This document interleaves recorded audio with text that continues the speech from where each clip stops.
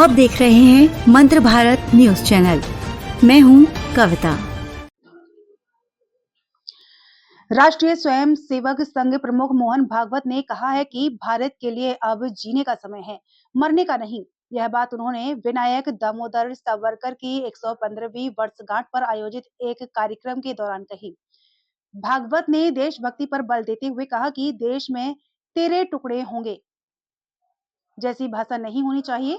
उन्होंने जाति और धर्म के आधार पर होने वाले विभाजन को गलत ठहराते हुए कहा कि सावरकर ने हमेशा एक राष्ट्र की सोच को आगे बढ़ाया।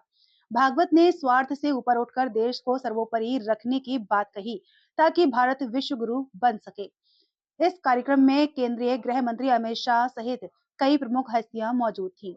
मोहन भागवत ने विनायक दामोदर सावरकर के गीत सागर प्राण तलमाला की 115वीं वर्षगांठ के अवसर पर आयोजित कार्यक्रम को संबोधित करते हुए राष्ट्र को सर्वोपरि रखने के महत्व पर जोर दिया। उन्होंने कहा कि यह भारत के लिए जीने का समय है, न कि इसके लिए मरने का।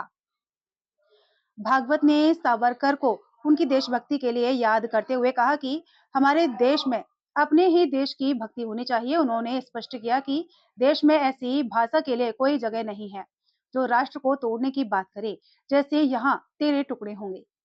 छोटे मोटे मुद्दों पर नहीं होना चाहिए टकराव। आरएसएस प्रमुख ने कहा कि छोटे छोटे मुद्दों पर होने वाले टकराव आज की सोच को दर्शाते हैं। एक महान राष्ट्र के निर्माण के लिए हमें सावरकर के संदेश को याद रखना होगा और उसे जन जन तक पहुंचाना होगा। उन्होंने जाति और धर्म के आधार पर होने वाले विभाजन का जिक्र करते हुए कहा कि सावरकर जी ने कभी यह नहीं कहा कि वे केवल महाराष्ट्र से हैं या किसी खास जाति से जुड़े हैं। उन्होंने हमेशा एक राष्ट्र की विचारधारा को बढ़ावा दिया।